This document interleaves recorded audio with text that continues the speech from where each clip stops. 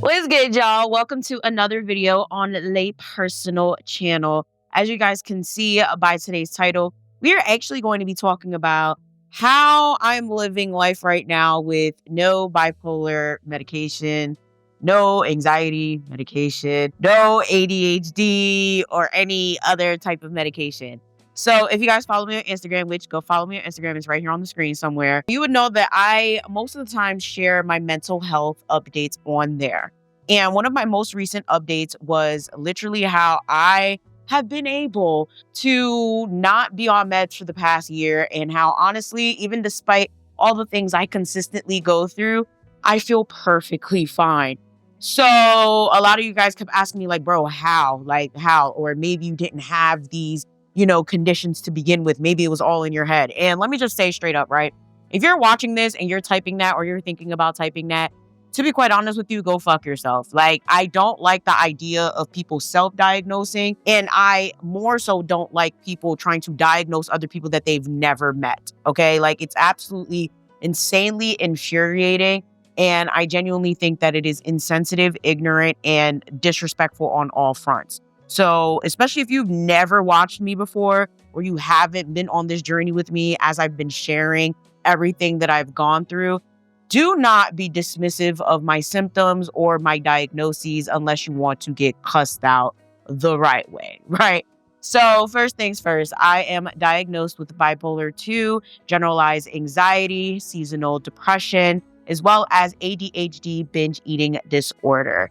Now, one thing that a lot of people need to understand is most of the time when you're diagnosed with something, you more than likely are going to get diagnosed with multiple things, mainly because a lot of mental illnesses come with a lot of other symptoms. And most of the time, if you can alleviate one, the other ones kind of go away, not 100%, but they kind of like minimize themselves, right? Now, of course, before we get on with this video, I am not a medical professional. I need all of you guys, if you think that something's going on, if you really can't cope with your day-to-day stressors or life is becoming unbearable, I need you to go to a therapist, an APN that does therapy, a social worker that can give you services, whatever it is that you need. Because that's something a lot of people are not aware of. You don't always have to go to a licensed therapist. There are other people in the medical field that can give you mental health services and can help you with whatever it is that you are looking for. In my case, I've been to licensed therapists, social workers, APNs. Like, I have a history when it comes to my mental health. Now, first things first, I was diagnosed with bipolar disorder right after my previous relationship broke up. So I would say that was probably like 2016, 2017. And I ran away from that diagnosis. Okay. My first real diagnosis was bipolar disorder, but nope, I'm lying. My first real diagnosis was actually depression. My PCP, who I worked for a very long time, literally 10 years, noticed that like I was just really, really depressed. It was like I would have like crying outbursts. Like, it was bad. Like, not only bad, like my mental health was like really, really bad. Like, high school into college, even though like I was kind of having the time of my life. Like, the highlight of my life was high school through college, but it was like I was always finding something wrong or just feeling my emotions more extreme than others, right? So just to let you guys know, for those of you guys who've never been here before or this is your first time seeing me, at the time I was going through homelessness and my parents and I were not staying in the same place. I was with my best friend. My dad was with my uncle. My mom was at the family friend's house. So it was just a lot. It was a lot of stressful situations that were going on at that time. Also, keep in mind, especially with people who go through borderline personality disorder or bipolar disorder, a lot of it is caused by like frequent instability, constant up and down of emotions. And unfortunately, that is my entire life, from growing up in the hood, being shot at, seeing things that I shouldn't have saw as a child, to be quite honest with you, to obviously living through homelessness. And that wasn't the first time. I feel like just that constant instability of the up and downs is probably what really caused it. It's actually really sad to think about, but yeah. It was always where it was like insanely uncontrollable. I couldn't hold myself. I couldn't hold my emotions. So she put me on antidepressants very temporarily. Like, I was probably on them for I'll say maybe 6 months. I don't even think it hit a year. I started feeling better and got off them. It wasn't until I got re-triggered, okay, by other life circumstances. It was probably college or my last relationship where I noticed the symptoms coming back again. Now, of course, right, a lot of people watching this are probably like, well, there's a complete difference between extreme sadness or, melancholy and being straight up depressed. Completely understand that. And honestly, that's why I kind of avoided how I felt for a long time. Like, I just felt like, oh, I'm just sad because obviously my man broke up with me and left me for his best friend's bitch. And yeah, crazy as fuck. But it got to a point where like things started to affect my personal relationships. Things started to affect my work. Like, it was really, really bad. And it was to the point where I could not pull myself together. I would not eat or I would overeat. I would sleep and I'd still be tired. I'd be like extremely fatigued, and the emotions and the way that I felt were genuinely like hindering everything that I would be doing. And then I started realizing that a lot of it would honestly hit more so in the fall into winter. It was very interesting, right? So I was like, you know what? Let me go to a therapist. So I found a hospital that did that had one of those like outpatient centers. I think all of them do, or most of them do. But there was one very close to me. I ended up going there. And it was very annoying because they required that I did a group session and to continue and have medication or something like that. It was very interesting because I believe I went there like, okay, yeah, I have depression. I'd like to be on meds again. And they're like, oh, if you would like to be on meds, you have to partake in our group sessions.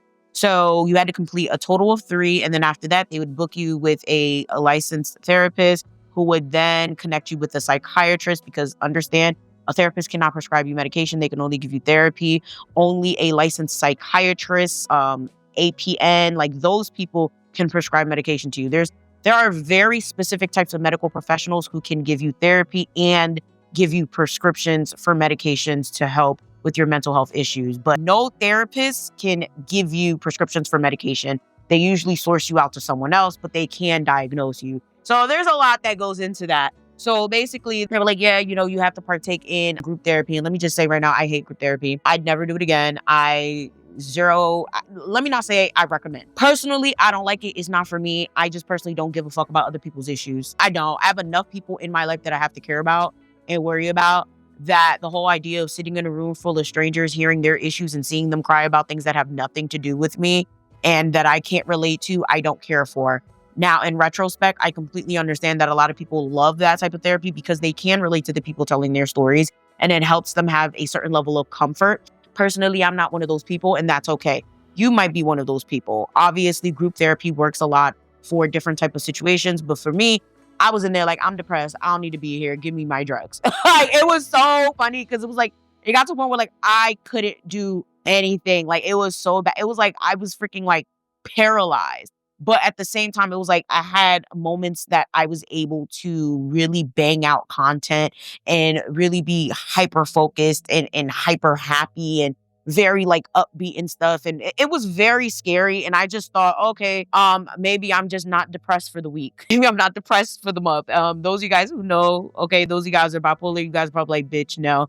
That's mania, right? And that's one of the main characteristics of bipolar disorder is mania. You talk really fast, you're really excited, you're very overzealous, you think you could conquer the world, you do a lot of things because you have the energy to, and it's like unmatched, unhuman energy. Like, you can sleep for 3 hours and still be up for 14 hours. Like, it's great, but at the same time, it's horrible because when you're manic and you don't take care of that mania, you fall really, really badly into bouts of depression that are just insanely like dangerous. Okay. Like, you go from feeling like you're on top of the world and you are the most important person in the world to you're horrible, you're ugly, you're stupid, and you shouldn't be here anymore. It's actually like really heartbreaking to experience.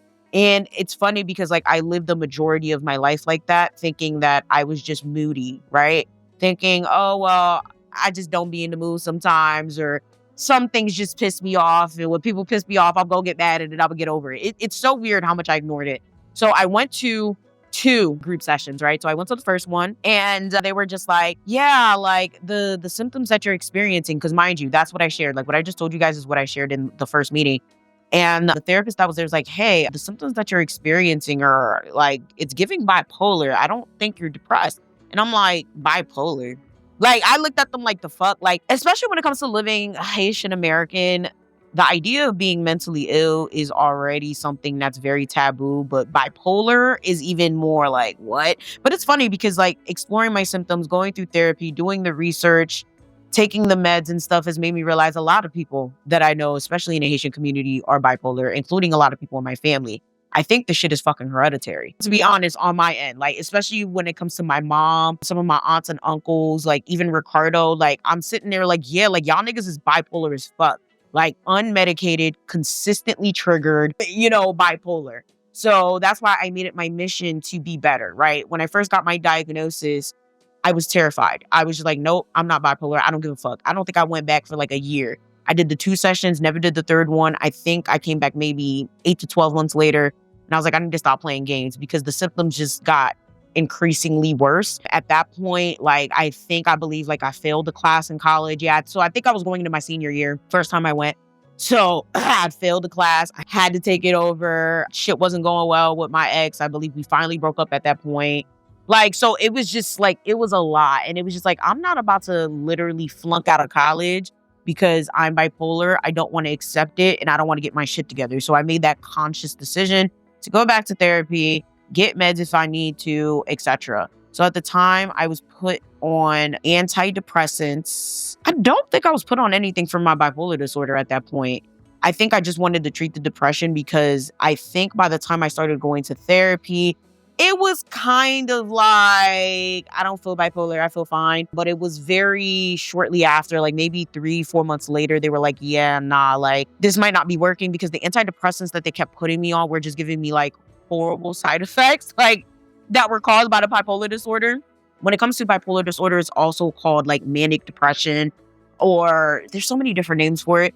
But a lot of the times the depression part has a lot to do with it. And there's some people that actually don't treat their bipolar disorder. They just take antidepressants to treat the depression part. So like when they crash, it's not that bad and they don't want to die.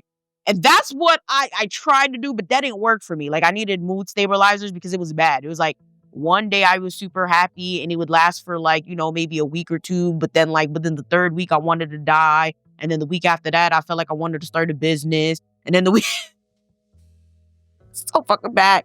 Like the amount of money that I've thrown away just from being manic on stupid ass business ideas or stupid ass fixations that I had was absolutely insane. Okay. So it's a lot, right? I don't want anyone to misdiagnose themselves or have a misrepresentation of what bipolar disorder is. So I am going to have resources linked down below for you guys, as well as where you can get free services, because a lot of people like to say, oh, therapy is inaccessible, right? I can't go to therapy because I can't afford it, da, da, da, da, da. Like, especially if you live in the United States, you could get therapy online. You get therapy at your hospital. You get therapy at a regular therapist's office. You could go to a private practice, whatever. If it's something you truly, really want, then it's something you're really going to do. When it came to me getting diagnosed, it was a means to an end because it got to a point where everything was just so unbearable for me. So from that point on, so I'll say like 2016, 2017-ish to 2024, I was on consistent medication. And to be honest, I've been on so many different types of medication. And I don't know, let me know if you guys want me to do a video on the different medications I've been on, the symptoms I've had, and why I stopped taking those medications. It got to a point where I had a therapist that I had to fire, okay? Because that nigga put me on like 5 or 6 different medications and I started going blind. Like literally, I couldn't fucking see. I thought my shit was permanently damaged. That shit was terrifying. Like I was driving and I couldn't see a stop sign. Like it was that fucking bad. So I had to fire that motherfucker, stop taking all those meds. And to this day, I have no idea which one was causing me the blurred vision or whatever the case may be, right? So let me know if that's a video that you guys are interested in. But I say all that to say, never be afraid to fire a therapist. Like a lot of people's excuse for not going to therapy is, oh, how about if I don't like the therapist? Or how about if they tell me the wrong thing? Okay, just like any other doctor, you go to another fucking doctor, right? Just like if you have a heart attack, you're going to go immediately to the hospital. You need to take your mental health just as seriously because it has a lot to do with your health. And mental health is wealth. You cannot succeed if you are constantly in fight or flight, if you have undiagnosed mental illnesses that you're not trying to take care of, and most importantly, if you do not do the work. I've gotten rid of or had to change therapists numerous times due to so many different types of circumstances. But if I do a follow-up video, I'll probably talk about that in that video. But getting diagnosed actually was not that difficult. It's just about maintaining that relationship with that person as well. Like, you have to really maintain it, because if not, you can get a wrong diagnosis. If you don't agree with the diagnosis, again, go somewhere else. Get a second, third, fourth, fifth, 10th opinion if you need to. It's not that deep, okay? If it's something that you truly need to do or want to do, you will do it. Therapy is expensive, but no one's saying you have to go to therapy every day, every week. Okay, I've always done monthly. I think I've always done monthly. Even at my worst, I always do every month. I've never sat there and done every week, even though I know some people are at that point where they need every week, especially when it comes to grief counseling, marriage counseling, or whatever. But like, even at that, say you're spending anywhere from 100 to 250. I think I've seen 300 per session. How many of us blow that on Amazon? How many of us blow that on McDonald's? How many of us blow that on hair? It's just like, it's about where your priorities lie, right? Mental health is wealth at the end of the day. If something you truly care about and it's something you really want to look into and you really want to change, then you will go and you will make those changes. Now, the big question, right? Why did I stop taking medication? To be quite honest with you, it was accidental. Intentionally accidental, if that makes sense. So obviously, I'm in a long-term relationship and anything can happen. And at one point, before my last therapist left me, okay, unfortunately, I had a therapist, loved her for years. She was the one that was managing my medication for years. After that nigga literally almost blinded me, okay, with those meds. And she ended up quitting, moving to Florida, and now she works for a VA hospital, whatever. At one point, she was like, I really want you to strongly consider that if you were to get pregnant, these meds would genuinely affect a fetus. And I was like, And honestly, I never thought about that because I don't plan on having kids anytime soon. It's something that I was like, yep, I'm going to hit 30 and have kids. Like, I want to have kids in my 30s. It's something I planned since I was like 21. Like, I never was one of those girlies that cared too much to have kids by 25. Like, that whole having kids by 25 situation ended for me when I was maybe 15. Okay. But like, when I started getting older and I started having my career goals and started having my life together, I was like, yeah, I want to have my kids in my 30s. Right. So when she said that to me, I was just like, I am kind of encroaching on 30. At that point, I think I was like 28. So I was just like, maybe I should start seeing what I'm going to do about that. So I was like, okay, so how does that process work? And she said, well, basically, you just have to taper off of them. Since you've been on them for a long time, it would be unsafe for you to just cut abruptly. And just for context, right? So I ended off on Topamax for my anxiety disorder and fluoxetine for depression. Never found anything that worked for my ADHD. That's another video I can do for another time. I've been on every single ADHD medication that you can think of. Okay, from guanfacine to Ritalin to, the good old Adderall. None of that shit works for me, whether we're talking about extended release, rapid release. Like, it just doesn't make sense. It got to the point where I even took a DNA test to see what the fuck is going on and why none of these meds work. My DNA just doesn't work with a lot of these medications. And the ones that would have worked, like guanfacine, just fucked up my blood pressure so bad that it was just like, it didn't make sense to continue to suffer just for the benefit of focus. So there's other things that I do focus. There's other ways around it that I work because, as you guys know, I'm very successful. Like, I do a lot and I'm able to maintain a lot of things. And it's just sad because it's like, damn, I'm great now. Imagine if I was able to fucking focus, and it's just like, it's whatever. It's something I just learned to live with. So when she said that to me, I ain't gonna hold you. Like, I started doing the research and I was like, yeah, I don't like this. Like, the fact that I could get accidentally pregnant one day or whatever, or if I wanted to plan a pregnancy, I'd have to taper off and add like maybe 1 to 3 months on that to taper off. That shit didn't sit right with me. It didn't sit right with me at all. And it also was like one of those things where it started affecting my life, right? I literally remember I had to get my wisdom teeth pulled. And because I was on, I don't remember if it was Topamax. It could have been Topamax. There was one of those medications because I was on all 3 of them, to be honest with you. They had to put me to sleep to get my wisdom teeth out. Loved that because, child, that shit was bad. I had to take 3 out. I did not want to be awake for that because I took 1 out and that was really fucking traumatizing, like on a prior appointment. So it was just like, I was happy, but at the same time, it was just like, damn, like, is this what it's going to be like for the rest of my life? Like, because I'm on meds, I have to take special precautions. Like, I didn't like that. I also didn't like the fact that, like, I couldn't drink without thinking like, oh, let me not take my meds because I drank today. There was a lot of that. Weirdly enough, like I don't drink nowhere near as much as I used to in my 20s, but it's just like, I didn't like that idea of having to remember to take my meds.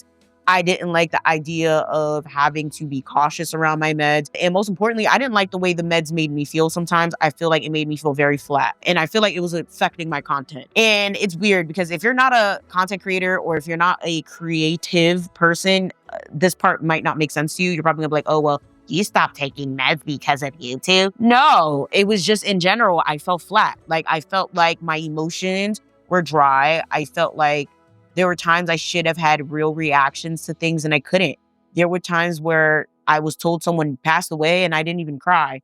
And at that point, I started getting a little fucking like, what the hell? And I thought, okay, maybe it's just the relationships I had with these people. Maybe it wasn't as intense. Maybe it's the panoramic. Okay, yes, I know the word. Maybe it's that situation that's affecting me. And I've lost so many people at one time that I can't grieve effectively. But no, it was the fact that I just genuinely wasn't feeling my emotions the way that I wanted to.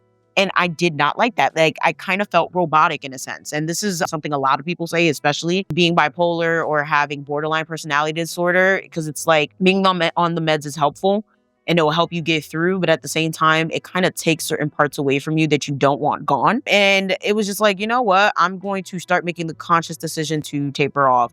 Now, funny thing about that is I never set a date on it. And typically when I'm very serious about something, I do set a date on it and I tell myself I'm going to do this by this date. I just didn't do that because I was so used to taking the meds and I had so many pills and I didn't want to be wasteful of them. Like I think at one point I was getting like a 3-month supply and I felt bad. I was like, damn, like I don't want to just toss these shits in the trash, right? So last year or the year before, y'all know I moved to South Jersey, hated it, etc. Came back and I lost my meds. I lost my meds. And right at that point, funny enough, was when, I don't remember what it was. I think I changed therapists and then the person that was prescribing me the meds quit where I was. So I tried to keep all my therapy sessions at one central location. But since my therapist at the time was an AP, no, I don't know. She was a social worker. Okay, that's what it was. She was a social worker, so she couldn't prescribe me meds. So they had someone else at the organization that was an APN that was prescribing me the medication. So she ends up quitting. I end up moving. And I just was like, I don't care to redo this entire process again. Because when you change APNs and shit, first of all, they want to know the meds. They want to know how you feel on them. It's like a complete intake process all over again, even though you've been taking the meds for 20 years. Like, that's why I was just like, I don't care. I was thinking about tapering off anyway. Let's see how it goes. Luckily for me, at the time, there was no real stressors with the exception of like my dad being in the hospital. But at that time, he was coming out of the hospital. So that was going pretty well. It was just stuff like dealing with rent and stuff that was stressful, but like nothing too bad considering what I've been through in life. So I was fine. To this day, I'm still fine considering people keep dying left and right. The world is in shambles. The money ain't moneying and whatever. It's like I expect it to be way worse off. And that's where a lot of people kind of go into the whole idea of, oh, well, maybe you weren't bipolar if you're fine. I'm still in active therapy. And to be quite honest with you, I had the pleasure of having phenomenal women facilitate therapy to me to the point where it's like my level of not only self-awareness, but coping is like top fucking tier. Like, and I don't even want to toot my own horn. It's just like the way I used to just be on edge all the time. The way my reaction was literally to just beat a bitch up. And now it's just like, nigga, you dead to me. It's crazy. And therapy does have a big part about it. And to be honest, yeah, like therapy has a huge part in how you deal with your mental illnesses, right? There's people out there I know that are legitimately schizophrenic and barely have episodes because they have that good of therapists, right? There's people out there I know who have like melodactyl daydreaming and they don't daydream as much because it also has to do with your environment. I also did TMS therapy, which is like a non-invasive form of depression therapy that uses magnets. I also talked about that on my Instagram. Feel free to look it up, right? I think I did a video on this channel about that too. And one thing that really stuck with me, right? So the therapist over there was actually African. So he kept trying to tell me like, hey, do you think your parents would be open to therapy? I really think a lot of what you're going through is literally you continuously being triggered all the time because of your environment, your parents, and everything like that. And I think that you kind of have to find a way to either get them therapy or distance yourself. And I'm like, I mean, they're Haitian. Like, let's be fucking for real. Can you imagine trying to put your Haitian parent in therapy? Like, I literally tried to have my dad have a therapy session not too long ago.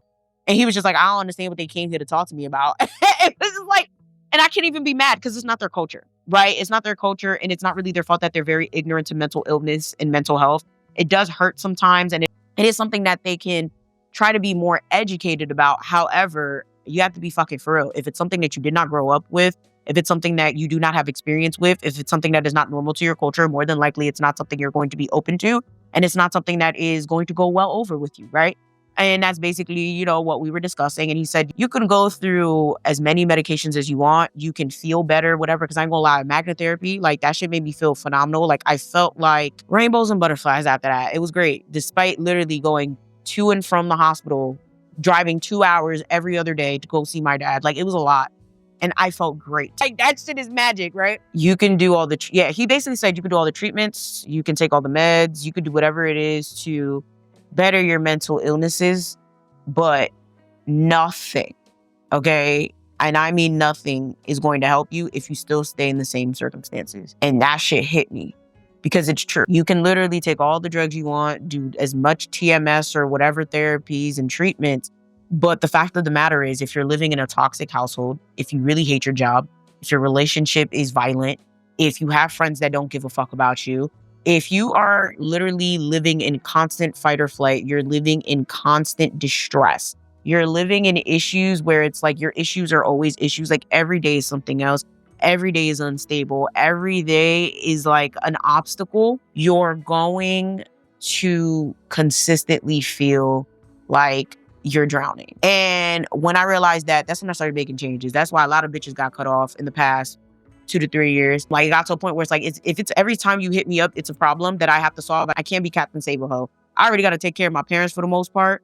And I'm already cutting them off low key. Like I'm already slowly cutting down on that, which if you are on the Patreon, y'all know what I'm talking about. Okay. So little tidbit, if you guys are curious as to where the personal videos went, they're on the Patreon because y'all have me fucked up. Maybe there's certain things I'm going to do on here in regards to family and stuff like that. But for the most part, niggas have me fucked up. So now all that stuff is over there. But it's like, comes to a point where if you keep putting yourself in those situations, that's what's going to happen. And I know it's difficult because I'm one of those people. Like I'm not going to cut off my parents, obviously. But there's things that I just refuse to do anymore. I'm no longer doing their groceries and I'm no longer doing their laundry. If it's something that is that pressing, I have someone come pick up the laundry, or I will DoorDash, Instacart, whatever it is that they need. But I'm not going to physically be doing it anymore because it doesn't really make any fucking viable sense.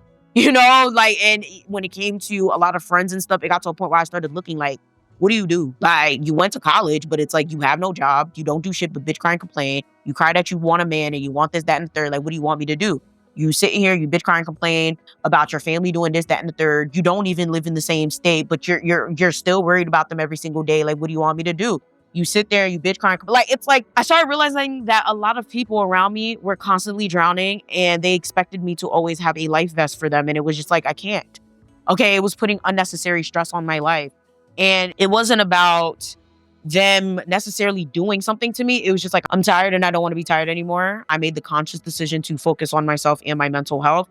And most importantly, be better for those that actually care about me, don't trauma dump on me. And most importantly, care about my well-being, right? Care about my progress. And also, of course, are progressing themselves. I realized I had a lot of people around me that really weren't doing shit, It's like they wanted to complain a lot because they weren't where they wanted to be. And it's like they were looking at me like I was some sort of beacon and I was supposed to help them get to where I was, or they would try to kind of like limit my success to make them feel better. That crabs in a barrel mentality, baby. So it sometimes it gets to a point where you have to evaluate your life circumstances, right? Your home, your job, your relationships, your friendships, whatever it is. You have to be like, does this serve me? Does it not? Do I want to let it go? Does this cause me stress? Like, for example, I decided I'm no longer doing Zumba. I just don't like it. I don't care for it anymore. It was something I was extremely passionate about. I was very happy to do it. And I don't mind possibly doing it outside of a gym, like maybe doing it somewhere private, or honestly, maybe even doing it for kids. But it's like working at LA Fitness started to just piss me the fuck off. And I think I just cared about, I'm a Zumba instructor for LA Fitness. To be honest, maybe next week I'll change my mind because I'm bipolar. Hey, let me just tap into the stereotype real quick, I'll probably next week be like, I'll go back because why not? But to be quite honest with you, I don't care to. It's just not something that serves me anymore, and there's a lot of other things that I'm thinking about cutting off because it was just like, doesn't serve me, don't care, stresses me out, anything that causes me genuine discomfort, right? Anything that causes me genuine, like, unhappiness I've decided to just not do anymore. And I'm not saying all of you have to do that, right? Like, I'm not saying you have to be as drastic as me, but you have to decide how serious you want to take yourself, right? You have to decide, like, okay, how fast do I want to be well, and how long do I want it to last? Because the fact of the matter is, if you keep a relationship where you're constantly arguing, the person is putting hands on you, the person doesn't respect you, or a relationship where you're consistently insecure, or you keep friends around you that genuinely don't care about you, or don't care about your well-being, or you're around family that judges you all the time and you're the black sheep and they make you feel like you're a bad person, et cetera, et cetera. You're at a dead-end job, you're doing a major you don't give a fuck about because your family wants you to. It's like, how long are we going to do that? How seriously do you want to take yourself? How much can you really tolerate before it's like, all right, don't want to do this anymore, And that just goes for everyone, but especially if you are someone that deals with a mental illness, a lot of us can be okay, right? A lot of us can be fine if we just moved away from those stressors.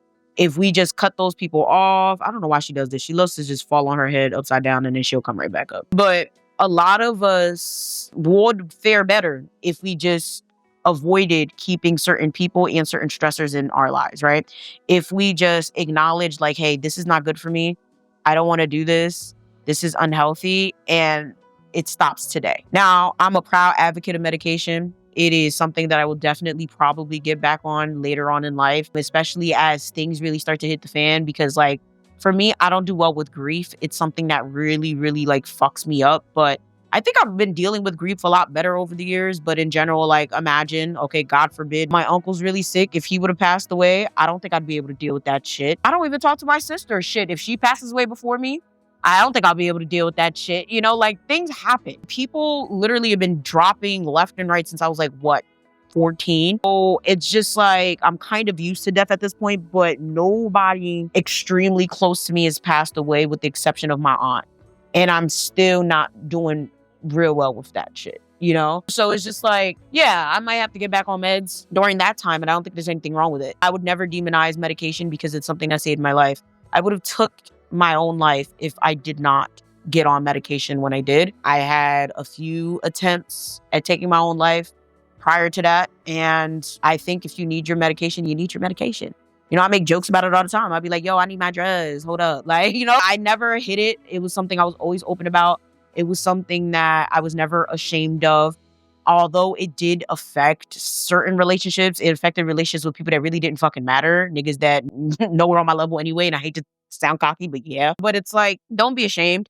If it's something that you need, you need. But if it's something that you're using as a crutch because you don't want to leave your current life, you don't want to leave your current job, your school, your friends, your whatever, then that's when we have to start reevaluating. Because it doesn't matter if you take meds. If you're still in the current situation, you're still going to feel like shit. So I believe that's how I've been able to manage without meds. Very good therapy. The fact that I limited a lot of fucking stressors. I really started standing for myself and setting boundaries and keeping those boundaries. And I realized that I'm more important than anyone else. It doesn't matter. Like, it really doesn't matter. Like, if it stresses me out, it gotta go. So, completely forgot. Also, lifestyle changes have a lot to do with how I'm able to cope without any medication. I'm very, very, very particular about what I take in. Since my ADHD is connected to binge eating, child, the amount of self-awareness that it is taken, I literally see a dietitian now because it's like, I realized I would just eat when I couldn't focus or when I would be stressed out or when I was just like really emotional about something. So yeah, changing the way I ate helped. I'll say at least 30%. I stopped eating junk food as much. Like, I have my cheat days. So like on weekends, I'm eating all types of shit. Okay. But not really. Even at that, like, it's not even that crazy because it's like, I'm very mindful. Like, I know certain things can trigger episodes. I know there's certain foods, salt, oil, heavily processed foods can literally make your mental health worse. So I'm very like careful what I intake or when I intake them, if I intake them, if that makes sense. I barely drink like I used to as well. That's a big one. So to be honest, yeah, the lifestyle change is probably what has helped me the most next to cutting off toxic shit because you already know triggers are going to trigger you. So with that being said, comment down below. Have you been on medication? What have you been diagnosed with? And what was your experience? Again, let me know if following up on the types of medication I've been on is something that you would like to hear. Or I don't know, have I done a video about being mentally ill in Haitian? I feel like I have not. Or maybe I have. It might be on my Haitian channel. I'm not sure. But yeah, just let me know if you guys have any video ideas. Please comment them down below. Most importantly, please subscribe to the Patreon. That's where I do a majority of my personal content now. I'm going to start doing certain personal videos on here, but not many, to be quite honest with you, because yeah, niggas had me fucked up. But yeah, with that being said, make sure you guys like, share, subscribe, check out the other channels, peep the description box for everything you need. Everything, I kid you not, is going to be down below. And I'm going to see y'all next time. Bye.